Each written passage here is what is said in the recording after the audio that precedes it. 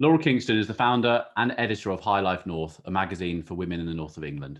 After feeling frustrated at the London-centric publication she was reading, Laura saw a gap in the market to set up a digital magazine especially for women, which focused on every area of a woman's life. Look good, feel good, work hard and play hard.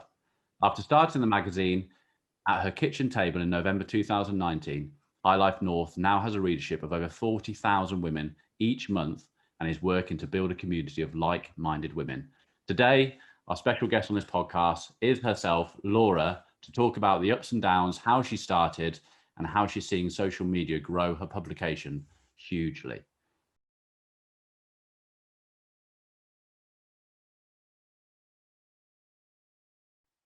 Hi, Laura. Hi. How you doing? Nice to join you both today. Yeah, you know James. Yes, no James. Worked with James for a good couple of months now. Good. I'm gonna get my glasses off now. I've read that. Yeah, you do look very like Ken doll today. Look very what? Ken doll. Ken doll. You know, like a Ken doll.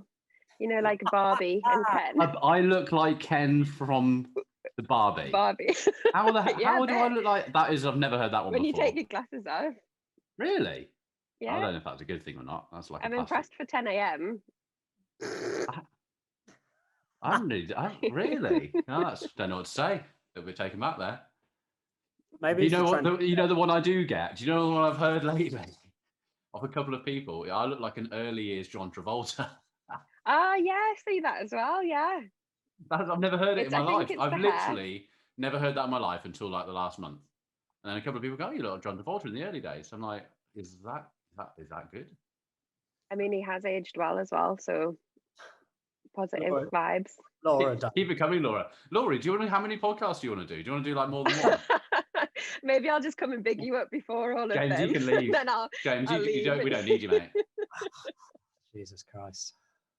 Jesus. Anyway, just what I need this morning. We met. When did we meet, James? A few months ago, before Christmas, was it? Yeah, I was just trying to think. Then actually, it's probably sort of before Christmas, wasn't it? Last year, sometime. Yeah, it's one of those funny ones. It was I put something on LinkedIn saying that I wanted support with PPC, SEO, and I don't know if I even said paid advertising in it on LinkedIn because I think we thought that we could do it ourselves. And then a woman got in touch, Laura Moxton, maybe? Yes, it was Laura, wasn't it? Yeah, and she said, we had a quick call and she was like, I don't actually think that those things are what you need right now. Have you thought about paid Facebook? I don't do it, but I'll introduce you to James. And that was it, which is good, isn't it, when you get introductions like that? Because otherwise we would never have actually met or come across each other. No, it's rare that someone of sort of from Laura's industry would say, actually, look, this isn't going to work for you. Most people would say, look, how much have you got and when do you want to start? Laura, she's really good, and she's referred quite a few people actually through that sort of in the same position as you, is that she's obviously looked at the industry or the proposition and said, well, actually, look, PPC, there's just not enough. It's just going to waste your money. Speak to myself or one of the guys about Facebook ads, and that's how we met. So we had a call, didn't we, initially, and I think obviously after the call, I think we were quite both pumped in truth, because I could see straight away that it could work. It was just how, what, why, where type scenario, wasn't it? Yeah, it's always hard for me because we're a digital magazine, obviously, and what we want to attract is readers. But the way that we make our money is from almost selling those readers to advertisers. So for a lot of agencies, when we have the initial call, it's so different from anything that they've done before, because obviously normally it's e-com and it's like, we will spend this much and get you this many sales and you'll get this much return on investment. Whereas quite often agencies are like, oh, I don't really know what to do with you. I think that we could do this or that or the other, but I'm not really sure, and we don't have any other clients like you. But yeah, we've really made it work, haven't we, in quite a short space of time. Yeah, I remember when you first went live, it was just, I think I called you, didn't I? I said, look, these results are amazing. Mm-hmm. Can we not expect this long term? You Yeah. know, they may dip a little, but it's just gone from strength to strength, really. And you were just explaining before we jumped on here, the walk-in ad that we did. Do you want to go through the stats on obviously what that was? Yeah, so basically what we do with Let's Run Social is we put 14 articles out every week. So we have 2 issues a week, one on a Wednesday, one on a Sunday, and they each have 7 articles in. And we work with Liv to pick which ones we think will resonate the most with readers on Facebook and get the best click-through rates, and then we'll put them through. But obviously right now we're just coming out of coronavirus and the lockdown, and you can currently sit outside. So we did somewhere where if you haven't been prepared and haven't booked a table outside, and most of Newcastle at the minute is booked, here's where you can just walk in. And we just thought, can we just put, I think it's like 50 or £100 behind it and see how it performs? And yesterday it's got a click-through rate of 28%, which is just Amazing. crazy, like so good. I mean, our click-through rate generally is really good. I think it generally sits on the videos, it's about 11%, and on our articles, generally, it's about 6%. That's So they're such a good great anyway. topic, though, isn't it? With at the moment, it's something that I've come across in life of like, oh, where do you go? Where can you book? You know, a lot of people down in London or whatever is using Open Table, aren't they? So it's Yeah, which have completely jumped on the bandwagon and yeah. have become. I mean, they were big anyway, but now they're just like no one in that city does anything unless they go on Open Table. But I Because don't it's think so they have a good. walk-ins bit. I don't think they tell you No, where. they just tell you like where there's a table available at the time that you want, which is really good. I like Open Table a lot, but not everywhere in Newcastle uses it, Oh, so it as is is up the north as case. well. So it's in every major city now, is it? It is, yeah, it is. And some Not do in and some Leamington, is it? don't. Is it Yeah, not? it's everywhere. Is it? You've not been out for like 15 years. Yeah, that's the thing. That's the thing. Yeah, that's the thing. But it's interesting actually because I remember when you first came on, we were sort of discussing how your business worked, and from a Facebook ads point of view, we're obviously telling Facebook what we want someone to do, which is become a lead, purchase, or whatever. But because of the way your website is laid out, your advertisers who are on there, in a way, it's kind of like it's having to think about how you want that algorithm to work. So essentially, it's just, well, I just need to bring people to the website, and once they're there, they'll decide where they want to go. So it's like sending them to different pages or blogs or whatever.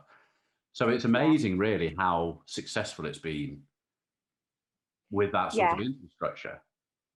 When we very, very, very first started, so the first 6 months from like November 2019, when I was just creating content, we were obviously starting from absolutely zero, which I couldn't really sell to advertisers. So the whole strategy was content first and just creating good content that people want to read, and then they'll come back. But we've kept that value throughout the whole time. And we sit in the office, you know, where we are our target market. So I've got 4 of us in the office, and we just brainstorm like, what do we want to know? And we wanted to know where you could walk in. And so actually then we're providing useful, interesting content for people in a way. Then what the advertising is doing is just getting that in front of people who may or may not have heard of us before. Yeah. So other restaurants and pubs and bars, are they giving you the information that they take walk-ins, or are you finding So it? on that particular one, that's editorial, so we found it, but we've just launched literally last week our little black book, which is a directory for the Northeast. So what you can do then is go on and search anything from like restaurant to hairdresser, art gallery, anything in any of the areas, and then the restaurants have their own profile and they can update their information as they want to. Right.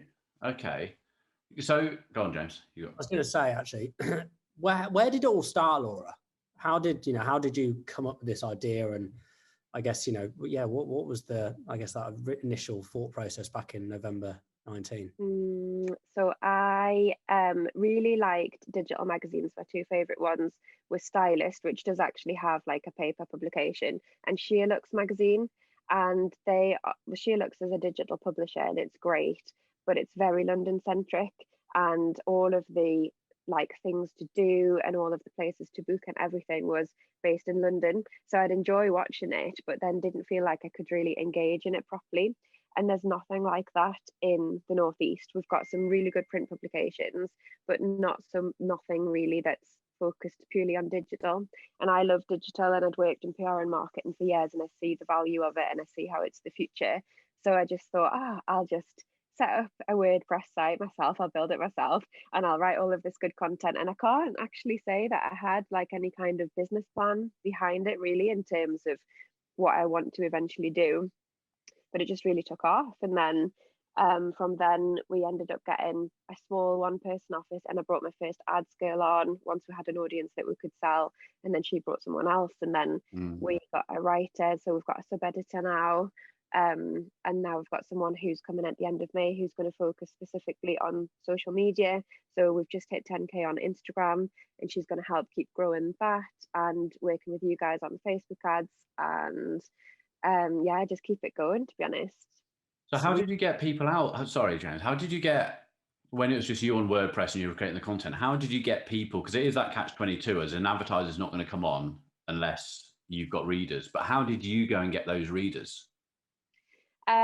So like it was just very basic. We got leaflets printed out that we would go and do like leaflet drops around housing estates where we thought our target audience would be living. We did do our own like Facebook advertising and things. Then we had our Instagram, and we're just engaging with lots of different accounts, and then it provided that good content. So once we were starting to interview women in different businesses, and they were sharing it on their accounts, or would feature small businesses and they would share it, and it was just very organic really. But because there is, I think, a real desire for it from women in this region, it has snowballed in that way. And then we've actually been shaped quite a lot by feedback from them and things that they want to see.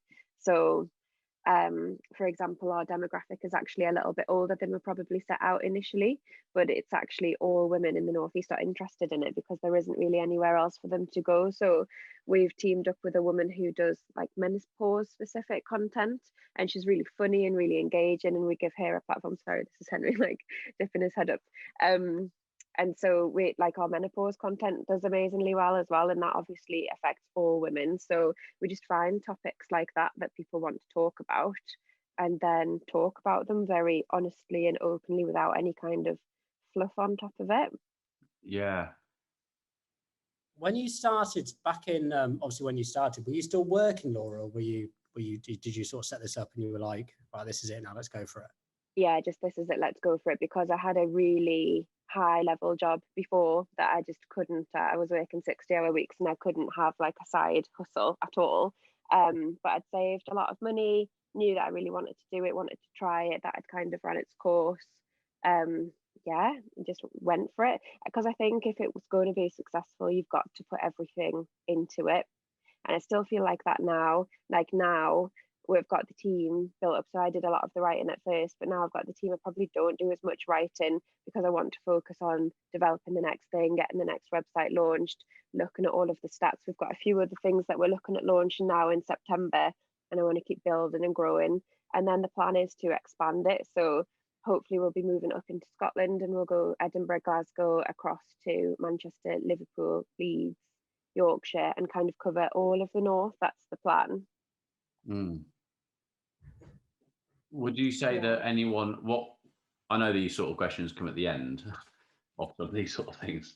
What would you say to anyone right at this moment in time in if they wanted to grow? Because I think at the moment, if we're talking about Facebook ads, it's essentially about getting purchases, growing your readers, growing your content. It's getting all that going. If you weren't to spend any money, if you weren't in a position to spend on paid, what would you do now? Engage a lot, as much as possible with other, so just to get out there. So I'd just organically go on Facebook and Instagram and spend a lot of time sending DMs, engaging with people's content, sharing things, creating good content that I knew people would want to see, that I was hoping that they would share. That is what I do, which I suppose is like the the opposite end of the spectrum, isn't it? All that Facebook paid ads do, in my opinion, but you might have a different view, is just put it in front of people that you wouldn't have reached before. Yeah. And it can be so specific that it targets the right demographic. Yeah, but it's interesting you say that, because we have a sort of strategy at the moment, which I'm sure other agencies do, but we call it like a 7-day stack. And it's probably it might be working on your account. So you bring in the cold stuff at the top, and using video, if you're using video views or whatever, so you can retarget people who engaged with the video in 7 days, who'd engaged with the website in 7 days, but have also engaged with the social platforms in 7 days.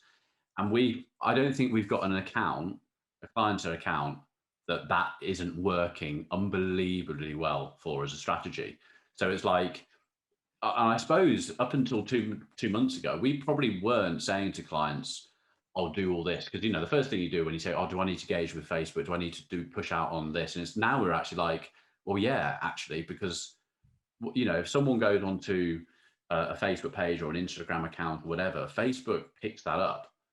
And if you retarget that person in 7 days, so someone essentially can come onto High Life North, go onto your Instagram page, look around, and then they see an ad.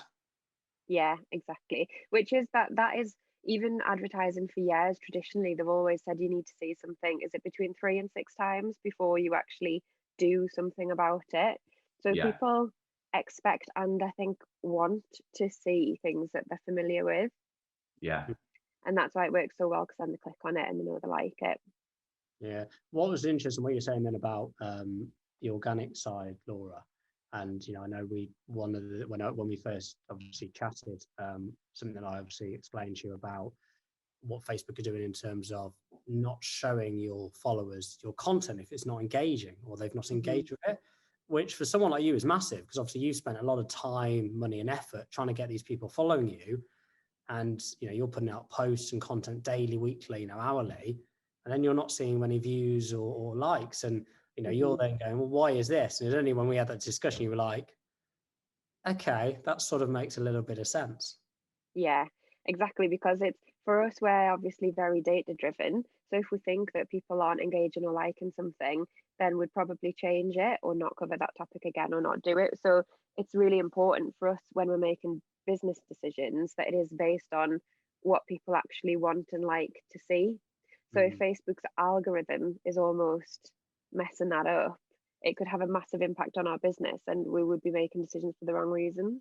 Well, huge, because actually that data that you're seeing isn't a true reflection of what your audience is telling you. And that's why I get very frustrated even now with people that aren't, not everyone obviously wants to do paid, absolutely not. But when, people are still, really trying to put a load of emphasis on organic, which obviously there's still a place for it, absolutely. But, Facebook are a money-making machine, aren't they? And they're not stupid. So it's frustrating that, and it's all right for the big boys, isn't it? The people are hollering about and like, they're going to be okay.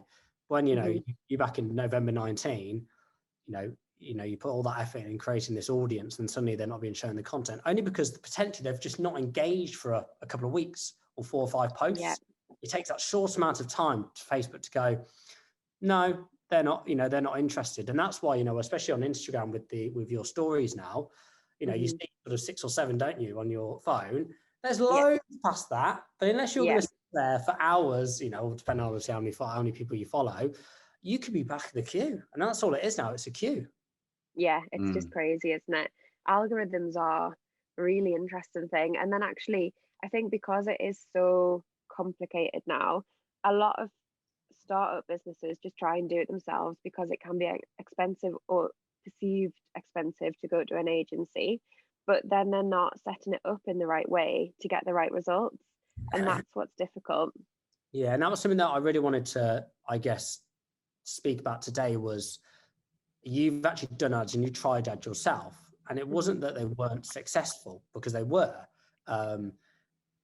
And a lot of clients that come to us potentially have never tried Facebook ads before.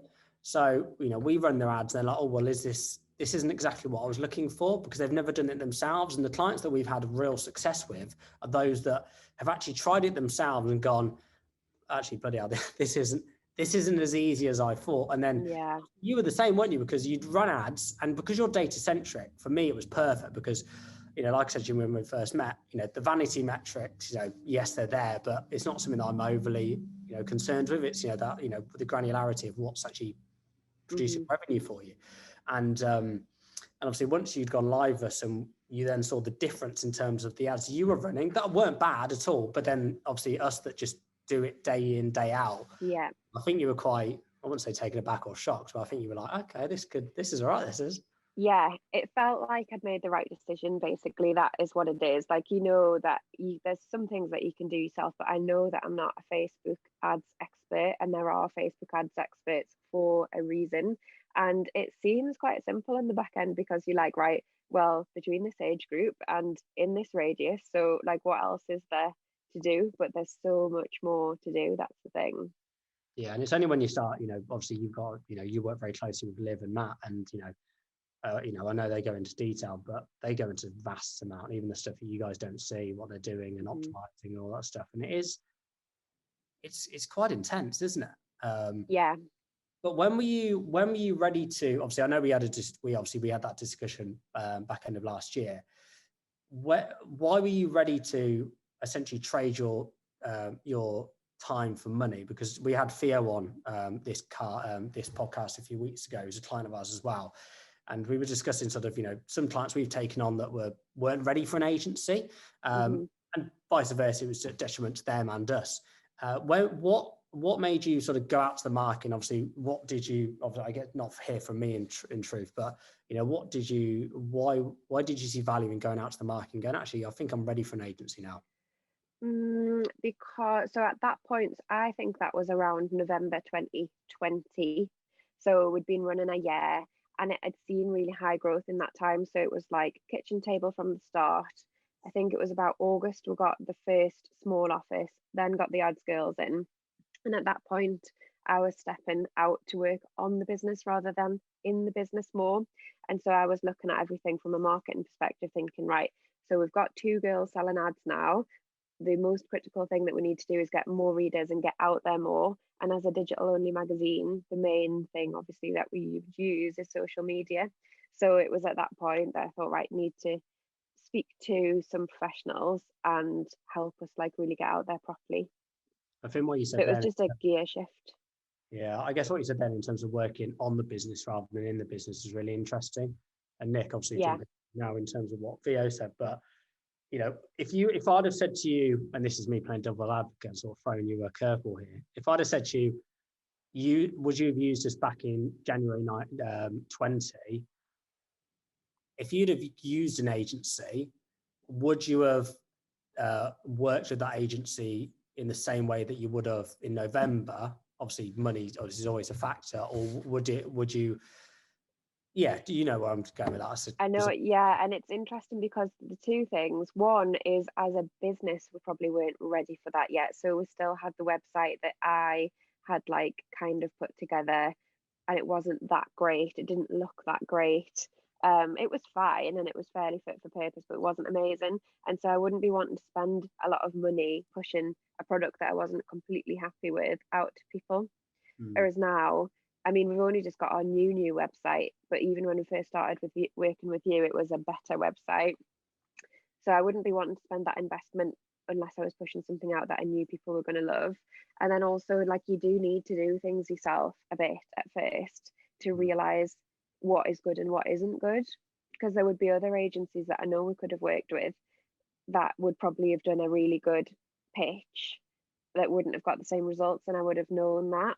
So it's like having that knowledge yourself to at least a level where you know what looks good and what doesn't. We've always worked the same, haven't we, James? Like back in the day, email marketing, everything we wanted, Facebook ads, Google ads.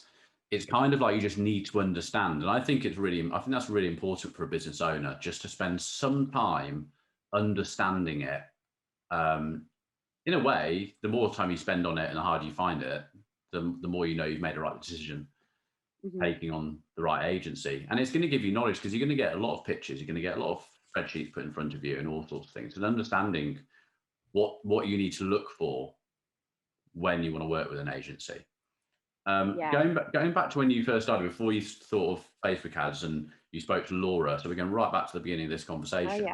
you were thinking of like SEO and all the different things. Why were you thinking of the other areas opposed to Facebook ads? Why did it need someone else to say, I think you should look at Facebook ads now? Because we were doing our own Facebook ads at the time, I was setting them up. So I thought that bit was covered. So I knew I needed, and we do invest in SEO now. We've just found a really good agency last month that is the right fit, and we know that they're going to deliver really good results for us on that front. But that took a while to find. And then there's a girl who I know just locally that sets PPC ads up, but I felt like those were the things that were going to bring us more traffic. And then when I spoke to Laura, she was like, actually, I think you're going to get the highest volume of traffic from paid social. And I was like, oh, well, we'll do that ourselves and we'll get X amount of results. And she was like, just speak to James and see. And then we did, and got really good results. So it's being open to the fact that if Laura hadn't said, oh, well, look, just speak to him. Yes, exactly. You would keep it to yourself and think, oh, well, what we're doing, it can't be that hard. Because I think a lot of people go into this thinking, oh, it can't be that hard. It's just setting up something. But I suppose from a Google AdWords point of view, is that you're relying on someone to be typing something into Google to find something. And you've got a huge amount of competition, I would have thought. Like we touched on open table. So if someone's looking for something to go, all these different things are going to come up in that search algorithm. And it's going to be an expensive pay-per-click, isn't it? Yeah, exactly.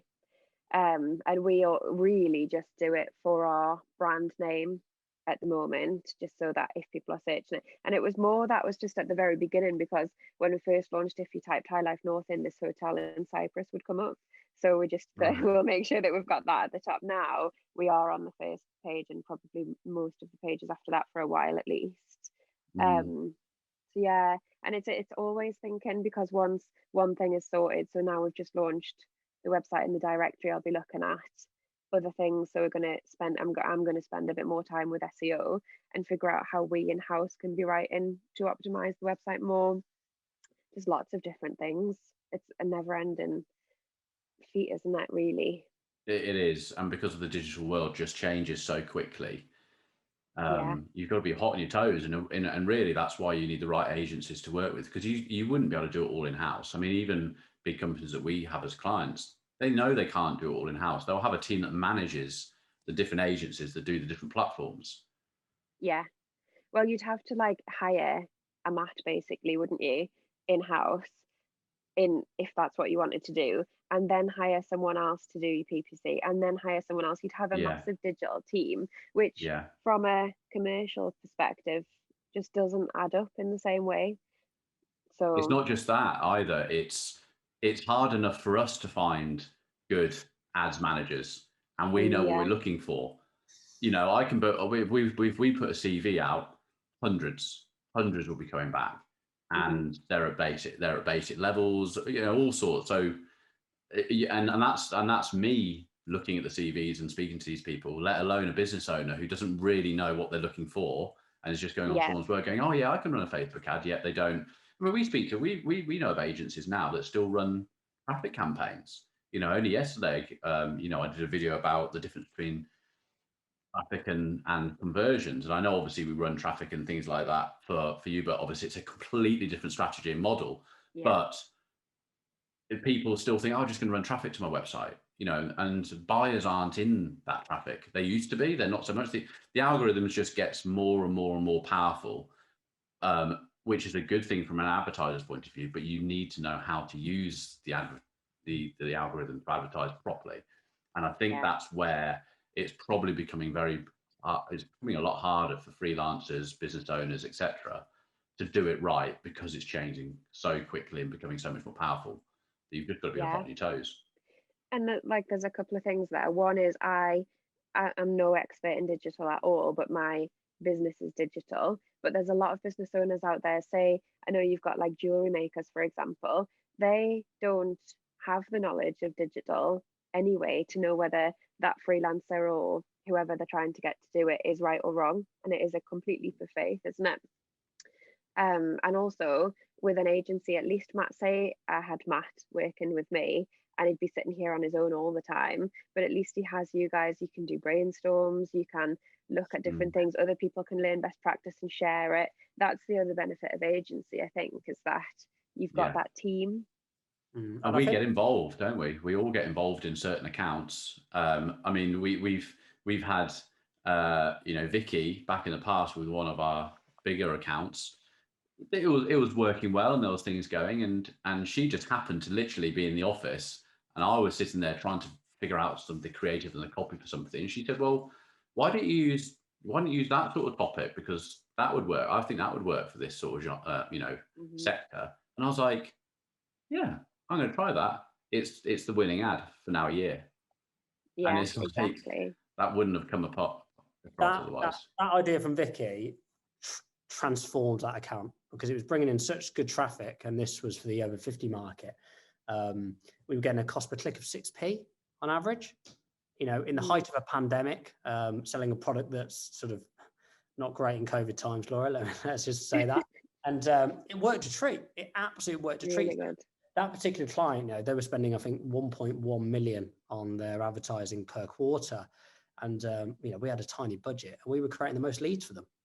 Yeah, which is great, isn't it? Radio, mail drops, and it all came from, Vicky's like, "Oh, well, have you thought about this?" And, that's where, a lot of people don't see, I guess, what goes on, because, for example, your account, even though, Matt, you've got Faye that works on your account that you don't really see, Liv's always on it. We discuss it on our 9:30 calls in the morning. Just, we brainstorm different accounts, and yours comes up a lot. And obviously I know we're not your target demographic, but we sort of just look at it from a different aspect and go, actually, have you thought about this? And like you said, if you had a freelancer, or, probably a bit different if you had someone internally, but, we can see if something's worked for someone else and go, actually, could that have worked for them? And again, it's that sort of cross-pollination, isn't it? And I think that's why your account has worked so well. Obviously, we've got people that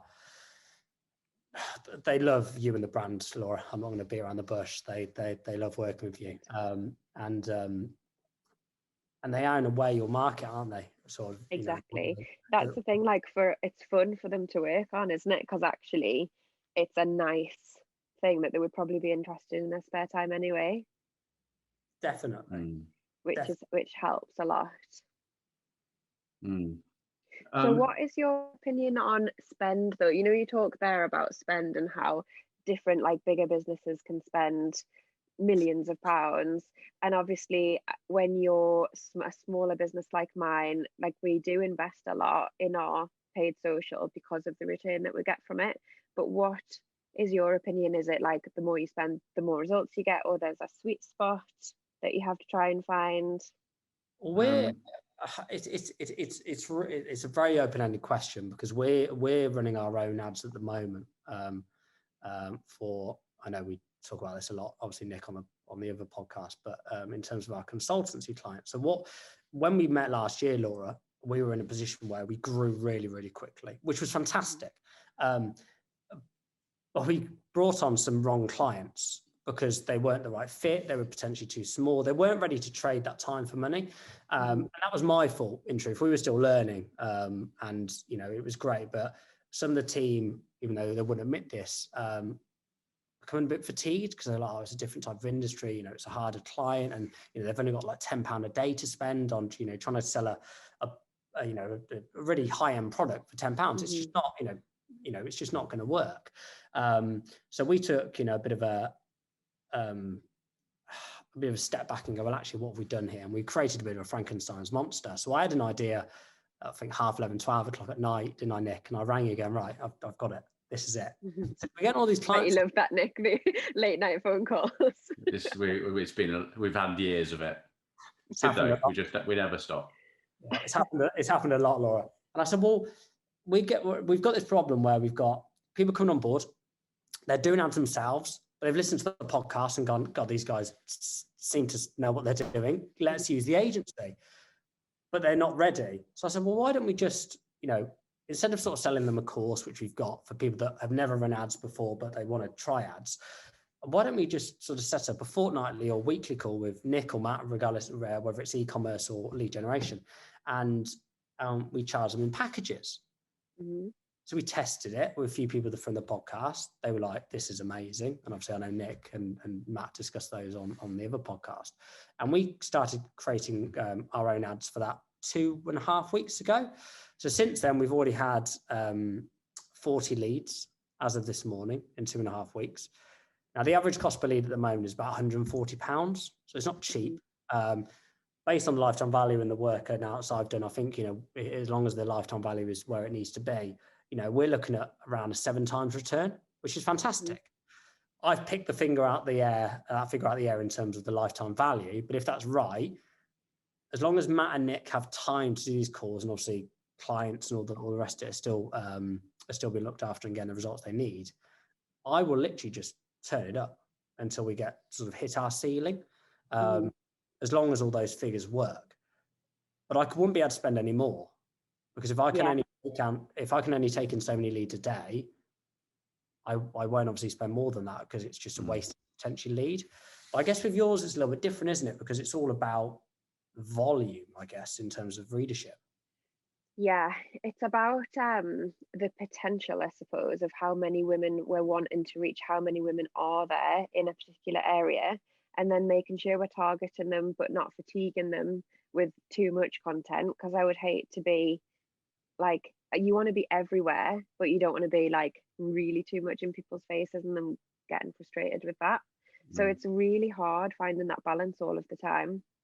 But as we start growing into other markets, so I think we're doing some testing on our Yorkshire market at the moment with you guys, and it's seeing how well that gets perceived, and then how much more Yorkshire content we start doing. So it's going to be really interesting and a learning curve for everyone, I think, as we start to test that more and see how it goes.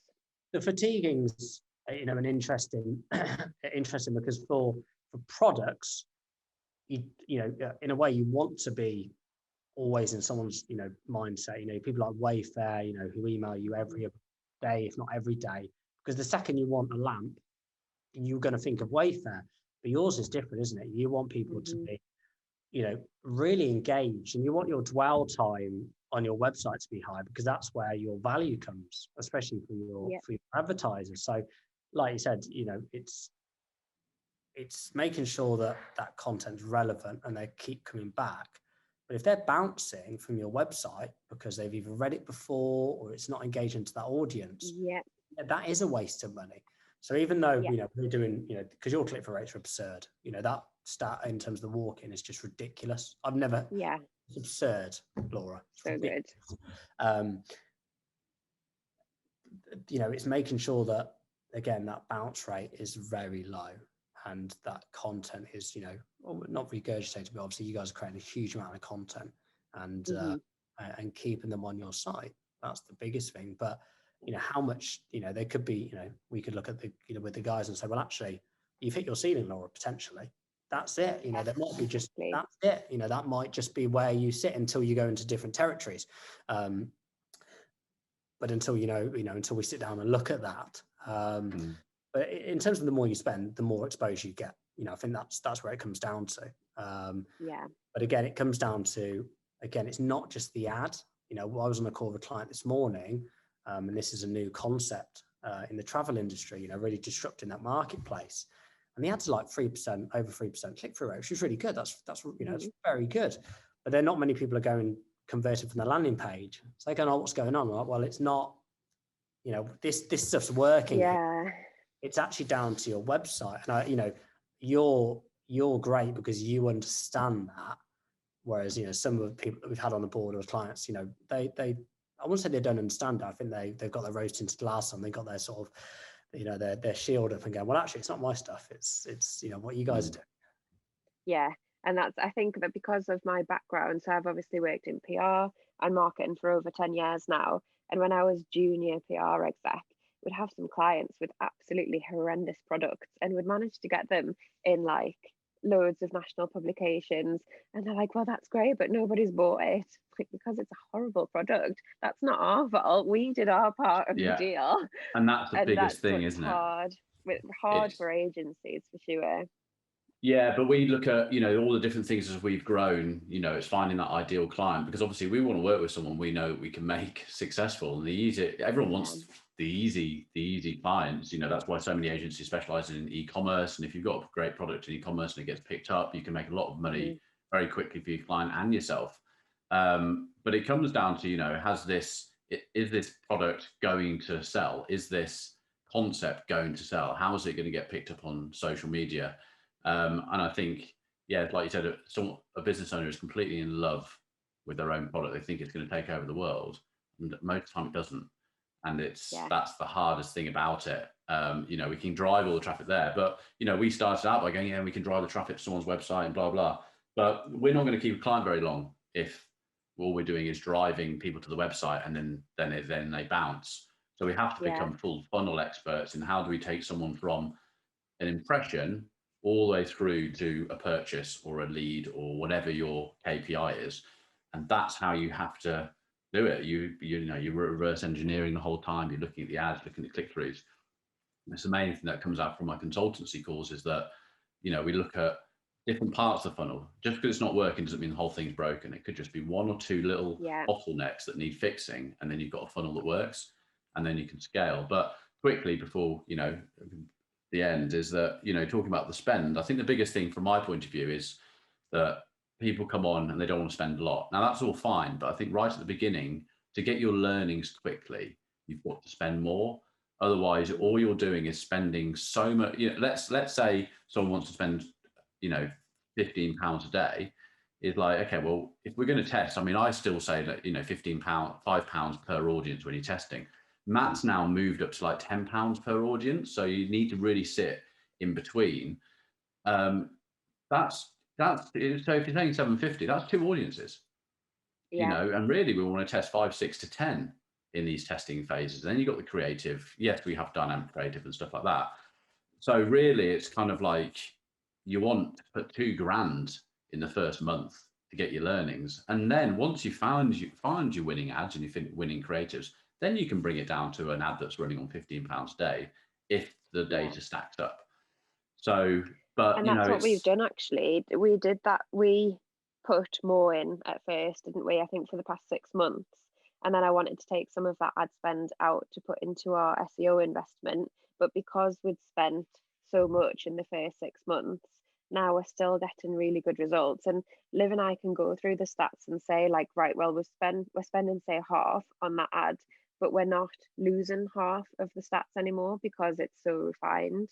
I definitely think it's worth doing. It's just hard from an agency point of view, isn't it, to be like, thanks, that's great to have you on board, and we want this much now to test. It's a leap of faith, but it's worth it, isn't it? I think everyone goes into advertising with how quickly they're going to get the return back. And I think they just need to go in there thinking, I'm going to go in as a loss. But that is not a loss. It's the learnings behind that to make it work well. It will work if the product's selling or the service or whatever it is that that person is trying to get people to do. If that's good, it will end up working with the right testing procedures in place, et cetera, et cetera. But it takes time, takes some patience. But you can get there. It's just, we want to take on a client that's proven concept. If they're making money and it's working, people want to buy those products, it's going to work. You're going to have more success than starting out going, oh, well, let's try it out. It's going to cost you a lot of money trying something out. Yeah, exactly. And people do see digital a bit as an overnight success, don't they? They're like, well, it's live, so why is it not working? And it can be a really long game. I was just about to say, actually, it's so true there, because obviously when you're on Facebook and Instagram now, all you see, especially if you're in the advertising or digital or PR space, I put £1 in and I got 500,000 back. And it's like, look, come on. But the problem is a lot of people truly believe that because, it's omnipresent now. It's constantly in their mind. And, we've got a lot of clients that they're still looking at that. How much have I spent and how much have I sold that month? And even with our own ads, if I look at the last 2.5 weeks, we're at a loss in truth in terms of revenue, but I know the lifetime value will amount to more. So, Nick, we had a call me on the car last week saying, oh, look, can we change this now? And I was like, no, it's working. Let's just leave it. And even us, we're like, Matt's worried because the cost per lead is more than I wanted it to be. And I'm like, no. it's fine, but we're not going to do different than we tell our clients. We know what we have. And we left it on, and we got 4 leads yesterday. Well, we looked at other things, so that then Matt was like, okay, we need to expand the calendars. We need to give people more choice, because what we noticed was, well, Matt noticed that people were coming on wanting to book a call, and they probably can't find a spot in my calendar. So they're going away. So it's like, so all we've done, that was the bottleneck. We opened that up. They flew through. I think we've had 5. I've got 4 booked just tomorrow. And being able to have that intel is crazy, isn't it? That's what I love about digital. Is that but people are scared of it, aren't they, Laura? That's the thing. People are scared of thinking it's really confusing. It's really not.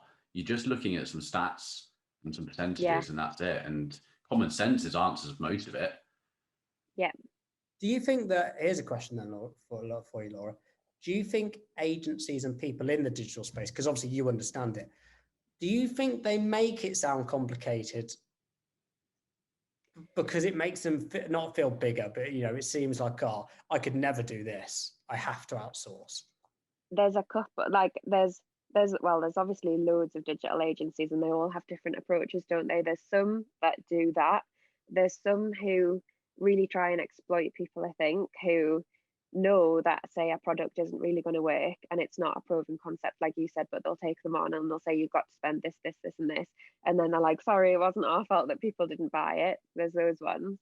And then there's the ones who actually don't really know what they're doing, but have set up a digital agency and sell it. And like, it's I'm not saying it's not their fault, because it is, I suppose, but I think they genuinely think that they know what they're doing, but they don't have necessarily the expertise or the skills. Kind of like what Nick was saying before, they get loads of CVs of people who think that they can do something. I might think that I could set Facebook ads up for somebody else, but I can't do it as well as you guys can. So there's lots of different types of agencies, isn't there? And I think that's why recommendations is something that I would always recommend, is speak to clients of that agency and see what results they're getting and how they work with them and if they rate them. I think that's really important. And ask to speak to a client. If you're speaking and you like this agency, it's like, well, can I speak to one of your clients? We've got plenty of clients that'd be quite happy to pick up the phone to someone. Haven't we? And that's the thing. It's like, no, honestly, like if someone spoke to you, it's like, honestly, these are really good guys to work with or whatever. And it's it means a lot. And reports, like hopefully I know James shared some reports with me at the beginning to show, like, this is this kind of client and this is what we get, and another one. And I'm more than happy for my reports to be shared with other people to show what like how it works, and it's just genuine, isn't it? Oh, thank God for that. I know. Print, isn't it? Well, from a sort of front end perspective, I'll always try and make it simple, because we look at it in the house. We try and simplify the process as easy as we can. We don't use big terminology and all that, because we don't need to. We try and especially when you're speaking to clients, business owners, or marketing managers, some of them that don't understand it, there's no point trying to overcomplicate it, because if they don't understand it, how are they going to have faith in you, in truth, or the business? And something we've tried to do is simplify it, and also just show live data. Something that a big thing for us is, here's a live reporting tool that you can go on 24/7.